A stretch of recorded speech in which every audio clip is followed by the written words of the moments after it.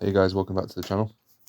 So this is workout B. I'm doing 5x8 on chin-ups and then a 5x12 on dips. So I'm just warming up here. I've got a couple of little things thrown in, like I had some bodyweight rows just for a single set, and I had 2 sets of tricep extensions and some bicep curls after the whole thing. So I'm doing all my back stuff first, and then I'm going to get my dips in. I'm just kind of warming up my back here, just kind of getting used to the feeling because I've not really done chin-ups or pull-ups in a little while. It wasn't the greatest for chin-ups, but I had a really good session for dips. I had some grip issues, and I just felt a little bit weak in general. So the 5x8 was actually quite tough today. I've been stronger than this in the past. I'm just kind of getting back to a base.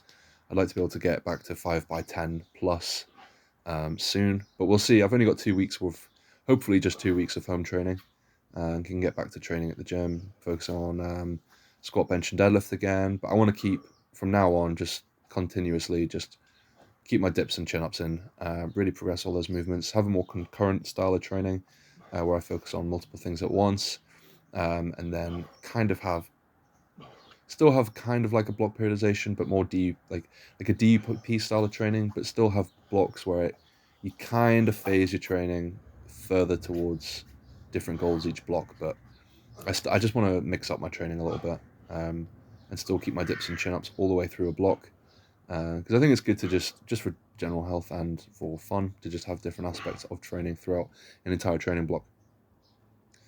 Um, I'm not exactly competing anytime soon, and I'm not exactly elite by any standards, so there's no pressure to be extremely specific with training, and do training that I find boring.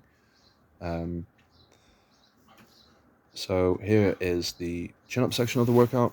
It's going pretty good. But yeah, you can see I keep having these grip issues. But the other workout that I'm doing it's kind of just my legs and lower, and I do a little bit of extra rear delt work just because I've got a shoulder injury in the past, so I like to keep a little bit of extra stimulus on my rear delts. Plus, it's just a lagging area. I do so much pressing and stuff like that it's I do a lot of pulls and stuff, but it's probably a good thing to get some rear delt work, like isolating your rear delts. But that session's mainly just um, supported pistol squats because I'm not very good at the movement yet where I can just balance. But I can do a good 3 or 4 sets of 8 to 10 reps on that. I'm going to build that up as my means of progression over this Christmas time. And then I've got some calf raises. I've got my Nordic curls. I didn't do it last time, but like squat jumps will probably be something I'll do, just because it's underrated as a movement. It does fry your quads. But after all the pistol squats, I did some like sissy squats where I just did like 30 reps of really like slow tempo and just burned my quads to oblivion. Trying to keep some sort of stimulus on them after going from squatting 150 kilos plus for reps to just body weight stuff. You need to increase your volume and try and find ways to increase intensity. So pistol squats is a great way to do that, because you're putting all your load on just one leg, and then if you can find a way to do reps continuously, you're in a pretty good situation for quad growth. So here's the rows, really good. Setup here. I move my feet back and forth a little bit because I'm trying to find what is a good sort of tension on my back. It gets harder the further you put your feet out, but I just tuck them in as I'm getting tired, basically. Um, Try and keep some reps. I think I get 11 or something like that after all the chin-ups, so not too bad. But you got the 5 sets of 12 on dips coming up, and then we've got the arm work, and that's pretty much my training over the next couple of weeks. I'm just going to rinse and repeat, try and progress things here and there, and then I'm going to go pretty crazy on training once I'm back at the gym. Now, for the rest of the video, I'm just going to talk a little bit about what I want to do with the channel. So for the time being, I'm just kind of filming stuff and just getting used to just filming things and finding something I'm interested in doing. The YouTube's just so saturated with content, and I don't want to be just coming up with random, stuff that's kind of already been covered before. So I kind of just prefer raw training footage at the moment, and it's just good practice. Like I'm just trying to, just get used to filming things because it's a content creation is an area I'm interested in, and I would like to get good at editing and things like that. But for the time being, it's literally just raw training and my thoughts on the sessions and kind of what my goals are for the next couple of weeks whenever I do post. Um, but yeah, it's not very exciting at the moment. I would like to get to a point where I feel educated enough to kind of talk about my training philosophies and things that I think beginners to intermediates should be doing. I'm by nowhere. I'm only just becoming an intermediate myself, really. I'm by nowhere, like I'm nowhere near any sort of level of being advanced. So I don't really feel like I've got the credentials to be preaching all of this stuff and saying what's best. Because from my standpoint, at the moment, kind of everything works if you stick to it. Um, and just the basics of progression, like progressive overload and things, is kind of all you really need to focus on. So again, there's so much stuff you can already find on the internet to do with that. So I think I'm just kind of what I'm going to do is just kind of have an approach to what I'm currently doing, and it's going to be quite focused on what my goals are and just achieving my goals to do with training. And I'll just try and document that and put that onto the channel. But you might occasionally get my thoughts on things. But I just like training in different ways at the moment. Like I like mixing it up. I've been doing block periodization for a long time, and that works, and it's a great way of training. I really enjoy it. But for the time being, I want to try a more DUP style of training. So I'm going to speak to my coach about potentially trying out a different methodology for that. We'll see how it goes. It'll be fun to kind of do a little bit of everything at once and see how I respond to it. Um, so we'll see. I'm watching a lot of like the Swole Fessa and Brandon Tietz or Tietz, and then I like their training philosophy at the moment, and I really want to give it a spin. Um, so we'll see how that goes for powerlifting, which is the main goal overall.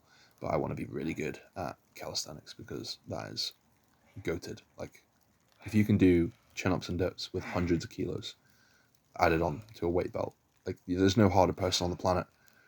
That is my ultimate goal is to be repping 100 kilo on dips and just anything over 60 on chin ups. That would be very sexy. So that's kind of what I want to progress towards in 2022. Not 100 kilos, but I just want to progress to big weights on calisthenics, my accessories. I want to be getting really big pendlay rows, repping out 110 plus kilos on rows and just all sorts of stuff.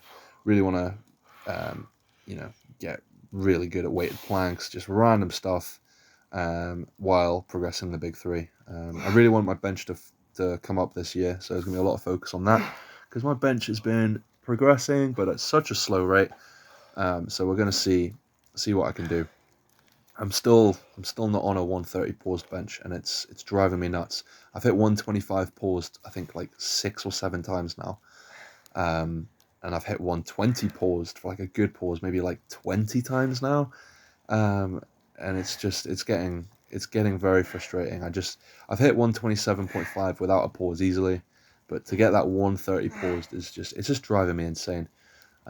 So it's going to be the number one focus this year. I'm going to try and get that out of the way and then progress towards 140 or 315 pounds, which is like 142 kilos. And then I can start bragging about bench because, yeah, that's something I've wanted for a good year now. It's getting towards that 140 bench. And I think once I've got that big number, I can really start putting a dent in Scottish powerlifting because my squat and deadlift are flying up, and I think I would like to hope that within the next year or two, still being a junior powerlifter, I'd be able to do pretty well as a 105 kilo lifter.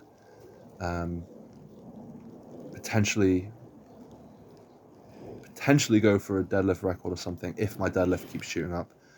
Because I'm thinking I'm going to be pulling like 260 plus kilos soon, which is 570 pounds, 575. And I think the record for my weight class is like, I think it's like 640 pounds, maybe something like that. I'll have to double check, but I don't think these are out of reach because I've just turned 21 and I've got till I'm 20, like nearly 24 to get this. So I've got a good couple of years to go for that deadlift record in Scotland. So that would be an awesome goal, but that is an extremely ambitious goal. That's something that depends on a lot of factors, like really good training block, really good sort of dedication to keep powerlifting over the next few years. A lot of things are going to change with university and stuff. But I would really like to have these targets, really ambitious targets in mind, so I can get there. But I think for the time being, I just need to get my bench up. I really want to get that 600 plus total, and I think getting that 140 bench would make that so easy. So yeah, but my squat and deadlift, expect big things. I'm very excited to see how they progress. So yeah, right, I'm going to leave you guys to the rest of the accessories, and thank you very much for listening. If you're still watching, thank you very much, it means a lot. I'm going to try and pump out a little bit more content over the next month or two. Hopefully get some nice content when I'm in Australia. Just more raw training footage, hopefully get some big PBs for the channel.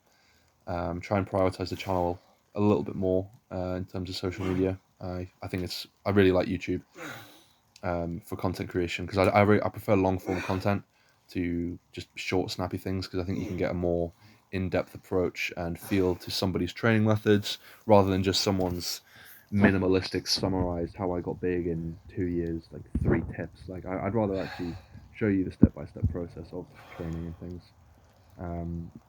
for the whole process, especially for this industry, which is just completely saturated with just influencers who don't really know what they're doing. They've either just got good genetics, or they're just lying about SARM usage or something like that. So I'm going to try and be as transparent as I can. I'm just going to be fully transparent, basically, with training as a natural lifter, and generally just for people who want to get stronger and gain size in the process of getting stronger. Thank you very much for listening, guys. If you're still here, like and subscribe, and I will get back to you with some more content very soon. Now enjoy this absolute unit pose in his girlfriend's bathroom. Thank you very much.